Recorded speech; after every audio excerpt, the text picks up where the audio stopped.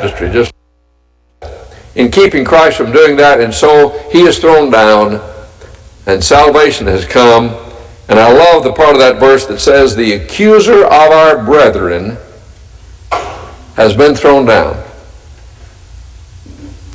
Without Jesus presenting his blood at the right hand of God, what can Satan do to you? Can he accuse you of wrongdoing? Well, sure. He accused us all. We all have sinned. Satan could be the lawyer and take us all to court and win. But not if Christ has taken all those sins away. You see, isn't that a beautiful picture? And so Christ is now sitting at the right hand of God. Satan could prevent it. And now the accuser of our brethren is thrown down, and that was round 2. And Satan lost that round. Now we come to round 3. Satan attacks the woman. Now we're going to wait just a minute to see who the woman is so we can get all the pieces in place. But Satan attacks the woman. And God gives the woman 2 wings to fly into the wilderness to protect her. And she is nourished for a time, times, and half a time. The woman is protected for a time, times, and half a time. Now, let's get 3 periods of time in our minds that have been mentioned in chapter 11 and chapter 12, and will be mentioned in chapter 13. In chapter 11, as we were closing last week, the 2 witnesses are persecuted for 1,260 days and 42 months. Well, if you divide 42 by, if you divide 1,260 by 30, what do you get? 42. And how many years would 42 months be? Be 3.5.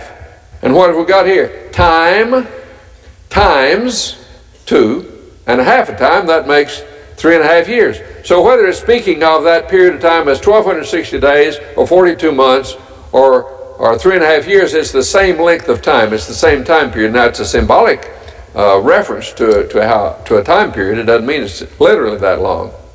But it is a period of time. And we're going to see tonight what happens during that period of time. And the first thing we see is that Satan attacks the woman. Now hang on a minute and we'll come back and see who the woman is. And Satan does not win that battle because God protects the woman and he won't let Satan bother her. Now comes attack number 4. Satan says, we're in the last verse of chapter 12. Satan says, okay, I'll tell you what I'm going to do. I lost round 1, I lost round 2, I lost round 3. I'll tell you what I'm going to do in round 4. I'm going to attack the children of the woman, those who keep the commandments of God and hold the testimony of Jesus. So who are the children of the woman? The church, Christians. Each one of us individually is a child of the woman. We hold the testimony of Jesus and we keep the commandments of God. So Satan says, okay, I didn't win against Jesus on earth. I didn't win against Jesus in heaven. I didn't win trying to attack the woman, but tell you what I'm going to do. I'm going to attack individual Christians and try to drive them away from the church. And here's Satan's plan. This is a very important verse, this last verse of chapter 12, very important verse in knowing what the whole book of Revelation is about. Satan is going to try to persecute the church out of existence. That's his plan. He says, okay, I can attack individual Christians. And so he's going to find a way to try to attack the Christians. Lost against Jesus on earth and in heaven, lost against the woman, I'm going to attack the Christians, the children of the woman. Now let's call time out right there and go back to find out who the woman is. Well, what do we know about the woman? She gave birth to Jesus, didn't she? She was transported out of the wilderness, given wings and protected by God. And she is the mother of Christians. The children, her seed are Christians. Okay, who is the woman? Well, Mary. Some say Mary. Did Mary give birth to Jesus? Yes. Did God one time give Mary wings so she could fly out into the wilderness? No. Would you think of Mary as being the mother of every Christian? No. So that doesn't fit. Well, what about Israel, the country of Israel? Could you say that the nation of Israel gave birth to Jesus? Well, yeah, that would work. Did God protect Israel? What had happened to Israel shortly before this book was written? Jerusalem was destroyed. He didn't protect Israel by giving it wings to protect it. And you would hardly say that the nation of Israel is the mother of the church when most of the Jews did what? Turn Jesus down. So that wouldn't work. Well, maybe the woman is the church. I mean, the church is the bride of Christ, and maybe that would fit. What would you say? The church gave birth to Jesus? Would you say that Christians are the children of the church? That doesn't fit. So none of those suggestions works very well. So what is it that gave birth to Jesus that could be the mother of the church and that Satan is trying to stop? And I believe the best answer to that is the woman represents the plan of God. God's plan is personified here in the form of this woman. Pictured as a beautiful, majestic woman. Think about it for a minute. Romans 8:28, what does it say? All things work together for good to them that are called according to his purpose, according to his plan. You see, and Ephesians 2 and 3 talk about the plan of God, the mystery that was revealed. Here's the plan of God. It was the plan that gave birth to Jesus, wasn't it? It was the plan Satan did not want to go into effect. It was the plan that brought all of us to be Christians, wasn't it? So I believe the best way to look at the woman is to think of her as the plan, the beautiful, glorious plan of God. You remember that old book called The Scheme of Redemption? Some of you are old enough to remember that book? God has a plan. And that plan gradually unfolded. Paul talks about that in Ephesians, how the mystery was revealed. And so gradually, step by step, that plan is revealed. And it's that plan of God that I believe is represented by the woman in chapter 12. And God protects it. He will not let Satan get the plan. Now, Satan's strategy then is this, and God reveals it here to these Christians as it's taking place. Sometimes you hear about one football team getting knowledge of another team's playbook and game plan ahead of time. What good does it do? Well, if you know the game plan, it would sure help you to know how to deal with it, wouldn't it? If you had the game plan in advance. And here God reveals Satan's game plan, okay? Here's Satan's attempt number 4. Satan is going to try to persecute the church out of existence.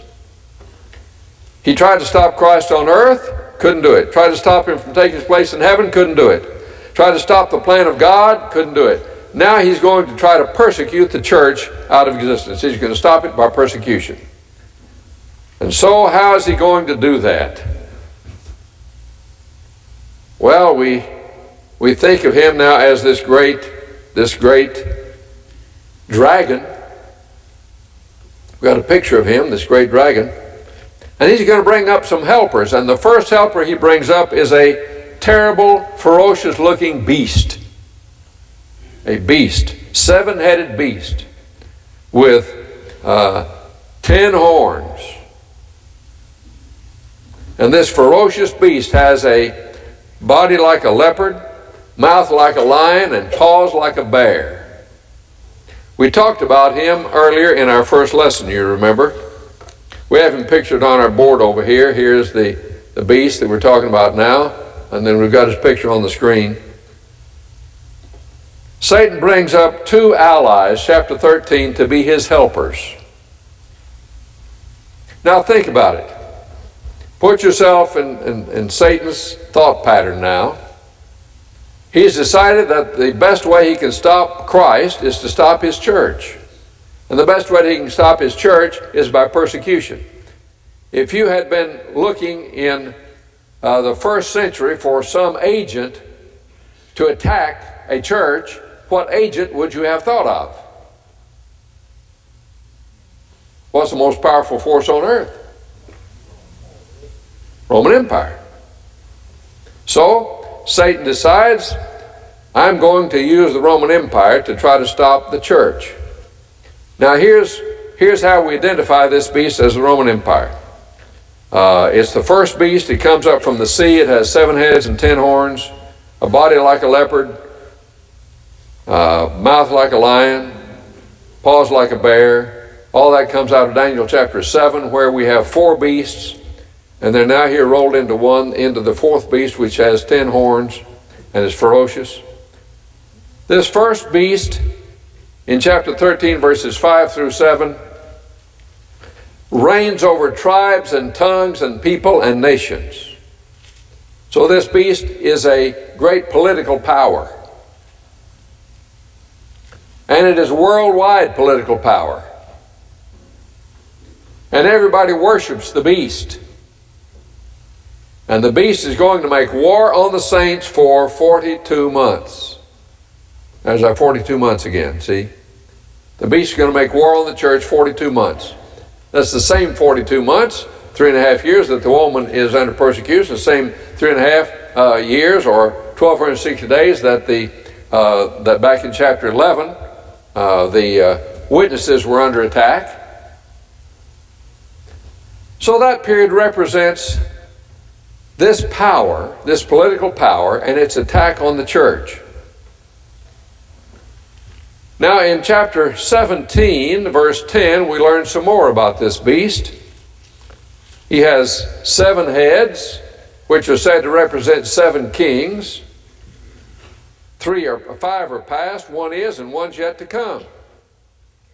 So it is a reigning political power. Revelation is written during the time of this beast, because 5 of its kings have already passed. 1 of its kings is reigning now. Then here's another king yet to come. And so this power is reigning during the time John is writing this book. And more than that, its 7 heads not only represent 7 kings, but they represent 7 hills. So what do we know about this beast when we put all of this together? It is a universal political power. It exists in the 1st century. It's like Daniel's 4th beast, the 4th of his 4 beasts, the one with 10 horns. And it persecutes Christians. And it's in power at the time John writes the book. Now I think there's only one answer that can fit all of those clues, isn't there? Daniel's 4th power was the Roman Empire. The city of Rome was built on 7 hills. The Roman Empire certainly was a major persecutor of the church. And so what have we got? Satan is saying, okay, here's my plan, here's my strategy. I'm going to persecute the church out of existence. And I will use the most powerful force on earth at this time to do it, and that is the Roman Empire. That's his plan. But here's the question. Why will the Roman Empire want to be against the church? Why will they care? I mean, they got lots of religions in their empire. They'll let people of different religions carry out their religions. Why will they not like the church? So Satan brings up beast number 2. He's pictured in our series of photographs as a beastly looking character with 2 horns like a lamb. I pictured him over here on the board as being a more lamb looking thing with 2 horns, so you can take your choice. Second beast. What do we know about the second beast? He has 2 horns like a lamb. His job is to go around and set up images of the first beast and to force people to worship the first beast. Well, what would an image of the head of the beast be? It would be statues of the emperors. See, those would be the images of the beast, would be these statues of emperors. And so he forces people to worship the first beast. Now he coexists with the first beast. He comes up in chapter 13 with the first beast. He goes down to defeat with him in chapter 19. These two are coexistent. And the second beast does the work of the first beast in his sight, and his job is to set up images of the emperors and make people worship them. And so we've said the second beast is the cult of emperor worship. Now think about Satan's plan. Here's the plan. Satan's no dummy. Did you know that? Satan is not omniscient like God, but he's pretty smart. And look at what he says. Okay, I want to get rid of the church. What's the most powerful force on earth? The Roman Empire. How can I make the Roman Empire not like the church? Oh, I'll increase emperor worship. And look what a dilemma that's going to put the Christians in. If they worship the emperor and take a pinch of incense and put it on the altar and say Caesar is God, Caesar's Lord, they've denied their faith and left their religion. And if they don't do that, I'll kill them. Either way, I win, whether they will confess Caesar as Lord or whether they don't. I get rid of them. I mean, that's a foolproof plan. How can that fail? Pretty good plan. God is telling Christians in advance that's what Satan's going to do. Well, Satan was successful in the sense that he made emperor worship a huge deal. You go to some of the ruins of these ancient cities over there these days and see where there are the remains of these great temples to emperors, to worship emperors. Many of the cities had emperor worship right at the gate. The very gate of the city was dedicated to one of the Roman emperors. In the city of Ephesus, they had a huge temple built to Vespasian, Titus, and Domitian, 3 Roman emperors, about the time this book of Revelation is being written. The building and the land it occupied was a football field wide, 5 football fields long, and 3 stories high. And the worship took place upon the 3rd story. You can go there and see the ruins of it today. And right down the street is another temple, smaller, to Emperor Trajan, and so on. I mean, these cities were filled with emperor worship. It was a huge thing in those days. Satan got it to be a big deal.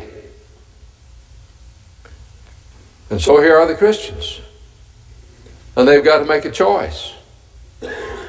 And the book of Revelation is written to those Christians who are about to undergo that persecution, to get them ready for it.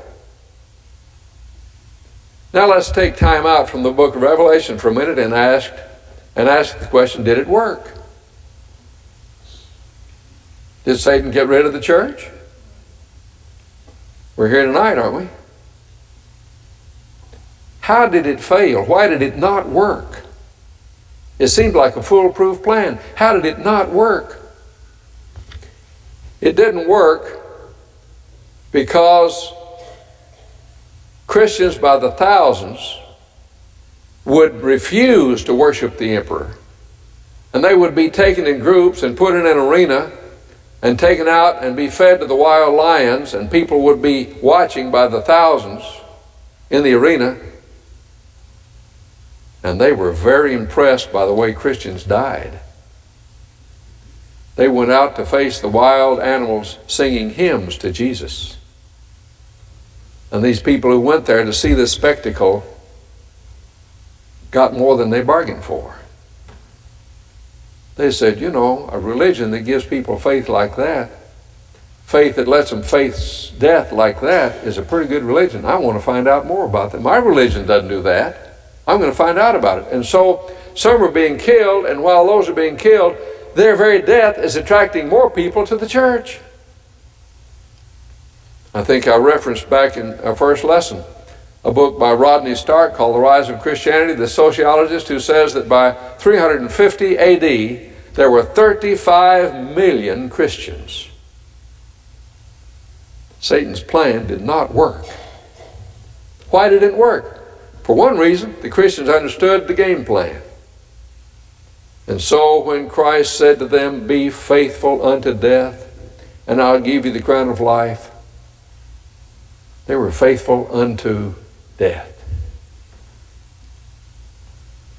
Facing death like they did brought people by the thousands to want to know about this religion.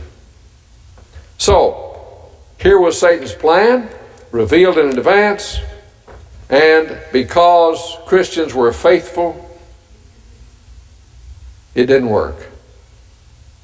Okay, so Satan's strategy is revealed, trying to persecute the church out of existence, use their own empire to do it, turn the empire against the church because they refuse to worship the emperor. The persecution will last for a symbolic 1260 days, and when that time is over, God is going to bring down the persecutor and bring all this to an end. And so we come to chapter 14. The persecution is over. The martyrs are now in heaven. They're pictured there in chapter 14 as in heaven. The words are on Mount Zion, the 144,000 are there, and they follow the Lamb wherever he goes, and they sing a song that nobody can sing but them. And we sing a song that says, on Zion's glorious summit stood a numerous host redeemed by blood. They hymned their king in strains divine. Comes right out of Revelation 14. Beautiful picture of it. And so these martyrs, the 144,000 that were on earth, being sealed by God, protected and remembered by him, have now gone through the persecution, and now here they are in heaven.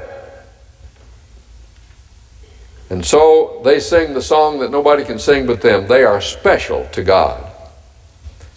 And then in Revelation 14 verse 5 comes the announcement from heaven, fallen is Babylon. Fallen is Babylon. Babylon, code name for Rome. The announcement comes that it is falling. It's gone. It's about to be destroyed. Chapter 15. I love chapter 15, one of my favorite chapters of the whole book of Revelation.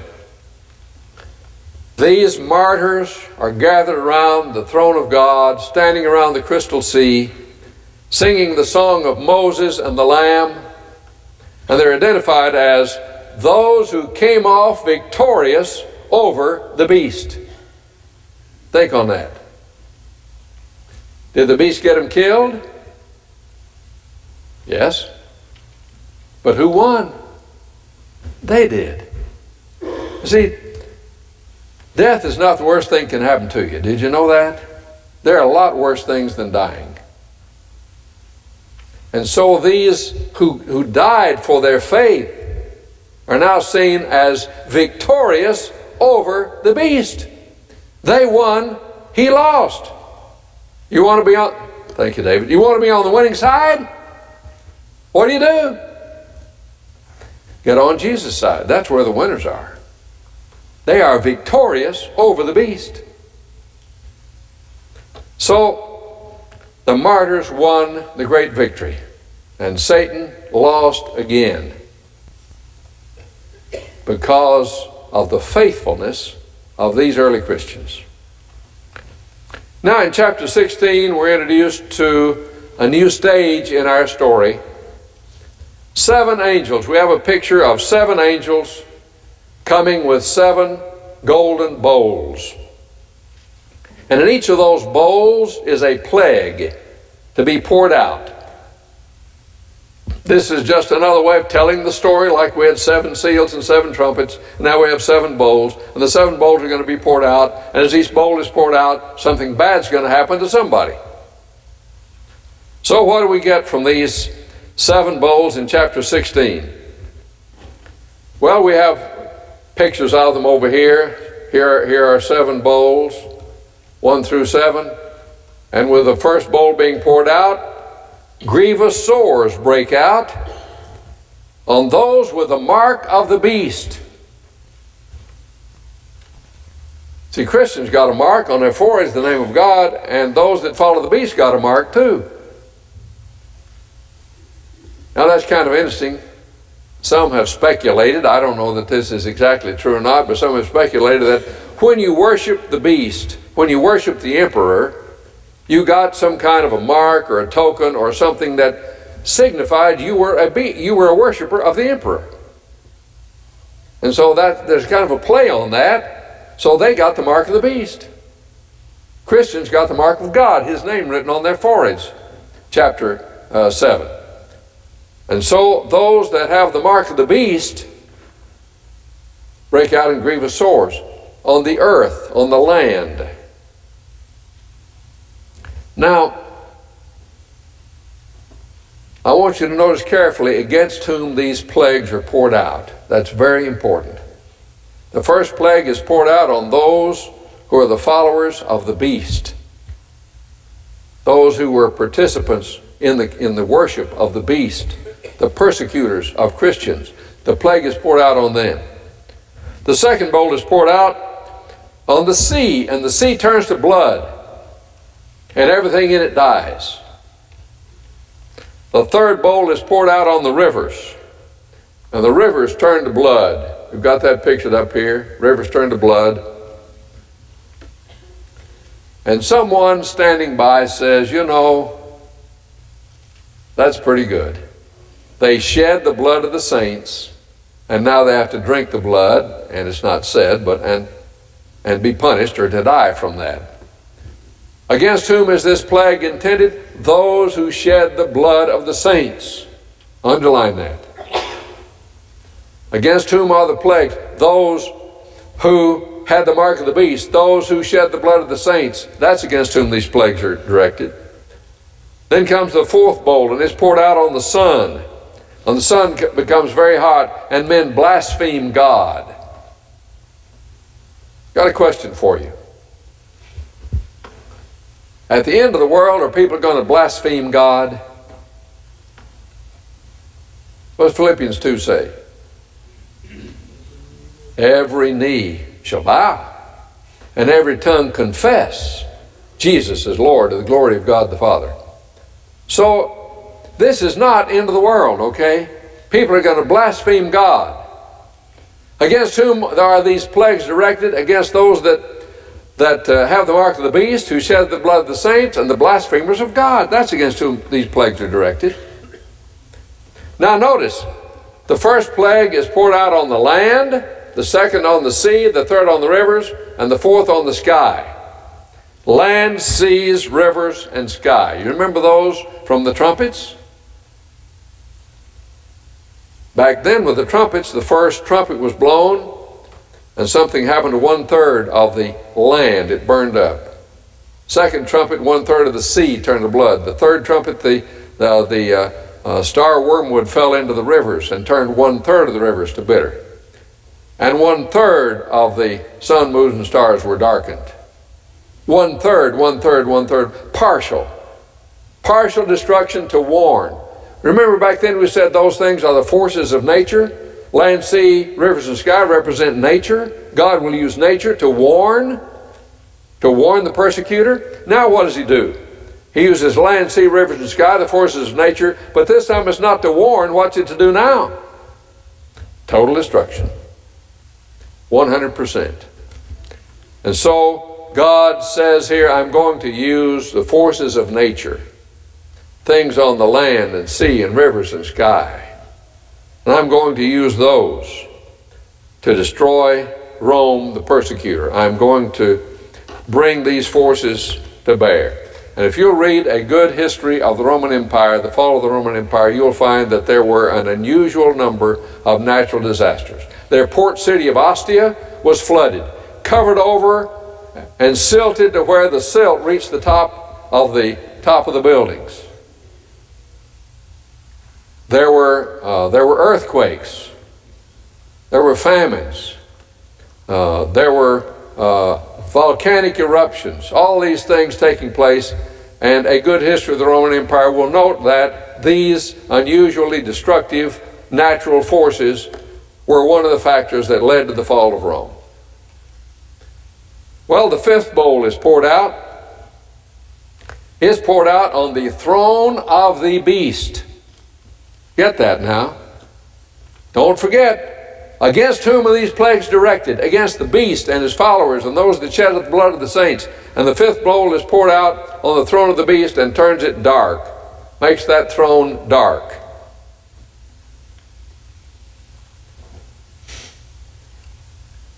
When the leadership of a nation is turned dark, when the leadership of a nation is corrupt and evil, when the leadership of a nation is filled with immorality, what happens to the nation? Every time, what happens to the nation? Goes down. You can read the history and see it happen time after time after time after time, in the Bible and out of the Bible. Time after time, a nation gets corrupt, and that leads to its destruction. Rome became extremely corrupt. And God says, I'm going to use the consequences of its own corruption as a factor in its fall. And so that's the fifth bowl. The leadership of the empire is turned dark, and its immorality and corruption will be one of the major causes of the fall of the Roman Empire. The sixth bowl is poured out on the Euphrates River. Euphrates River. And armies cross the river and attack from outside of Rome's border. Remember, we talked the first night about Rome's boundaries being the Euphrates River. Its western boundary, its eastern boundary was the Euphrates River. They never conquered beyond that. And so the Euphrates River became symbolic for the boundaries of Rome. And so to say that armies are going to cross the Euphrates was equivalent to saying armies are going to come from the outside of the borders, not just from that direction, but from all around all the borders, and attack. And so the Goths and the Huns and the Visigoths and the Vandals and these tribes attacked and were a major factor in the fall of the Roman Empire, attacks from beyond its borders. And so God now has announced the major causes of the fall of the Roman Empire. He tells how he'll bring the persecutor down to defeat. He'll do it by natural disasters, by the consequences of its own immorality, and by attacks from beyond its borders. And so, by about 475 AD, Rome as an empire is gone. The city is sacked and destroyed, and the Roman Empire, for all practical purposes, is gone. Now, the emperor moves over to Constantinople.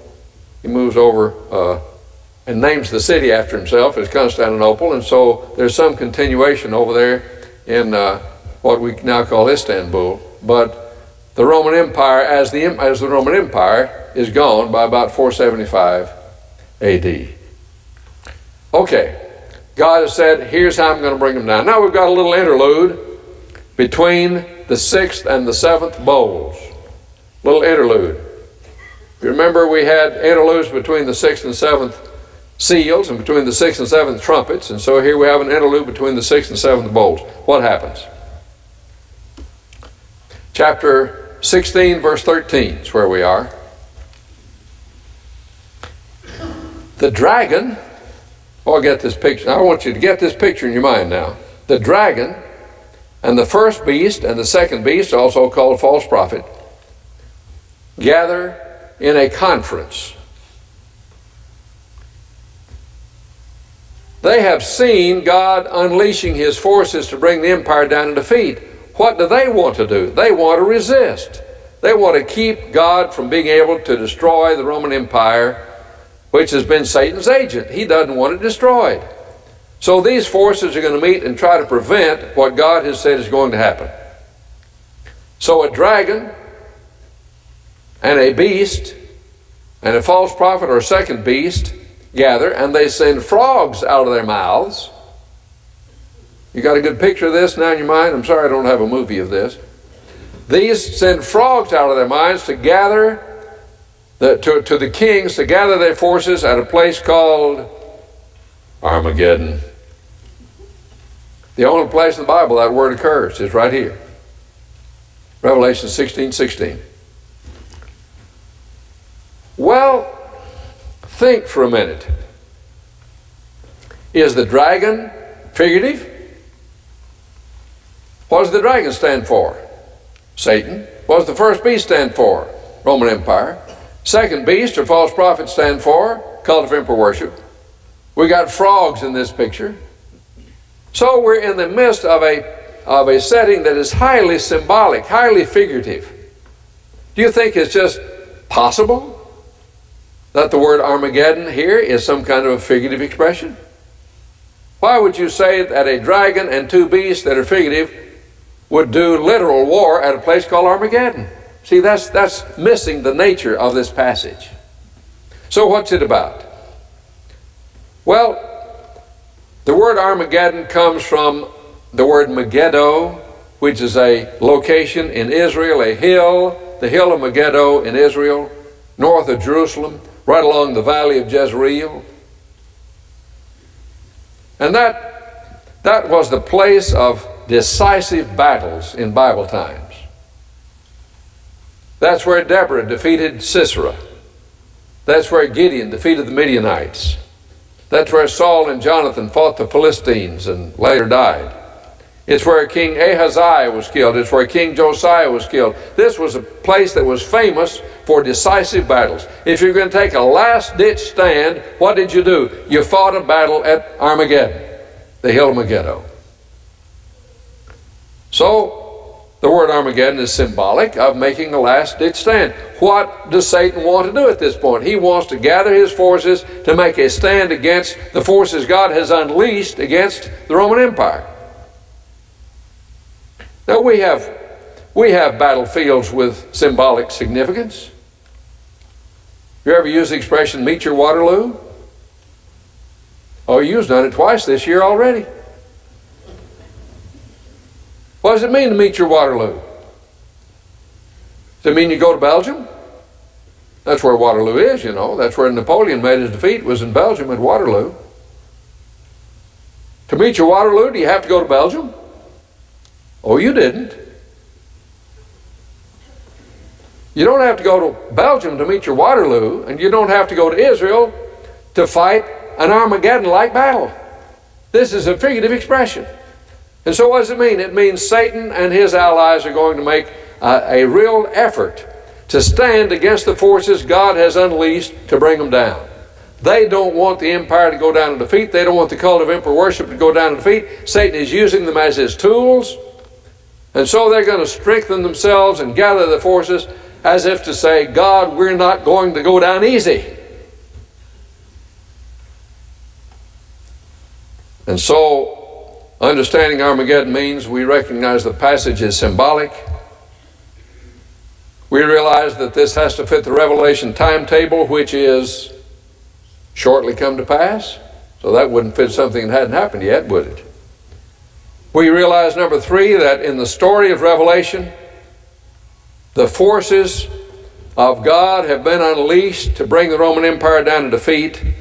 And so Satan and Rome and the cult of emperor worship want to resist that. That's how this fits into the storyline of the book. And fourth, there's nothing about the end of the world here. This is not end of the world territory. It is not about the end of the world at this point. That's not what this part of the story is about. This story is about pouring out the bowls of wrath on the Roman Empire. Those that worship the beast. Those who shed the blood of the saints. The throne of the beast is turned dark. This is about the fall of Rome. It's not about the end of the world at all. And so the common use of Armageddon as a great battle before the end of the world is not out of the Bible. That's what some people have said, but let me ask you a question. Let me ask you a question. What does the Bible say about the end of the world? What's the most common expression in the Bible about the end of the world? It will come like a, say it louder, it'll come like a thief in the night. Thief in the night. What does that mean? It means there's no big warning, no big build-up, nothing that'll tell you in advance it's coming. That's not how it's going to work. So the seventh bowl is poured out, and a voice from the throne comes saying, "It is done." Around here we would say, "That's all she wrote, dear John, I've sent your saddle home." See, it's all over. That's it. And so there's an earthquake, and the city breaks in 3 parts, and Babylon is given the wrath that God intends for it to have, and hail falls on it, and the people blaspheme God, and the Roman Empire is gone. That's what it's all about. It's gone. Let's quickly look at Revelation 17 through 19. We'll say just a few things about this chapter, these 3 chapters. They cover the territory already covered. They just give more details. The harlot is pictured. Remember we talked about the harlot on the first night? Chapter 17, verse 18, she is a great city. Chapter 17, verse 3, she rides on the beast. Chapter 17, verse 3, she is luxuriously arrayed. Chapter 17, verse 5, she is called Babylon the Great. Chapter 17, verse 6, she is drinking so much of the blood of the Christians that she is intoxicated, she is drunk. And we have a picture here of the harlot sitting on the back of the beast with a cup in her hand, drinking the blood of the saints. Well, what is the great city that led in the persecution of Christians and that was greatly arrayed and was like ancient Babylon? Well, that would fit but one city. What's that city? City of Rome. City of Rome. Did I hear somebody say Oklahoma City? I don't think so. So that's the city of Rome. City of Rome. And so chapter 18 tells more about the city named Babylon. The merchants will be sad when she falls, and the entertainers will be sad, and the whole world will lament her fall. And again, in that chapter, it talks about how she shed the blood of the saints. Then we come to chapter 19. Chapter 19, verse 2. Be sure you mark chapter 19, verse 2 as a very important verse. A very important verse. For he has judged the great harlot and has avenged the blood of his servants at her hand. Notice the 2 key verbs in that sentence. He has judged the great harlot, and he has avenged the blood of his servants at her hands. You remember back in chapter 6, verse 10, how long, O Master, holy and true, do you not judge and avenge our blood? That's what they asked for. Now what's happened? They're shouting and joy in heaven because he has now judged and avenged our blood. And so these are bookends for the story. The question is raised in chapter 6, how long before you do it? Chapter 19, he has done it. He has judged and avenged our blood. So the basic story then is told. Now in chapter 19 comes the rider on the white horse. We've got him pictured up here, the rider on the white horse. How's he identified? With him are those in white robes. He is called King of Kings and Lord of Lords. His robe is dipped in blood. He is the Word of God. He will rule the nations with a rod of iron. Is that enough? Of course, this is Jesus coming on his white horse and leading the forces in triumph. He lays hold on the beast, chapter 19, verse 19. He lays hold on the beast and the false prophet, second beast, and cast them into the lake of fire. Our camera was there and caught this picture of those beasts falling into the lake of fire. You didn't know they had cameras that good back in those days, did you? So Christ and his army are victorious over the harlot, the city of Rome, victorious over the first beast, the Roman Empire, victorious over the second beast, the cult of emperor worship. Those enemies are gone. Christ and his forces have won over them. The church has been faithful. The church has grown. The church has survived this terrible onslaught. And the basic story of the book of Revelation has been told. And here it is. In 3 sentences, here's the story of the book of Revelation. Christ has won. Satan has lost. The church survives. That's the story to this point.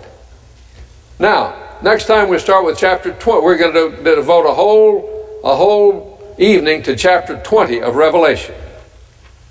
The 1,000-year reign. Don't miss the 1,000-year reign. Next Wednesday night, right here on this stage. We'll see you next week.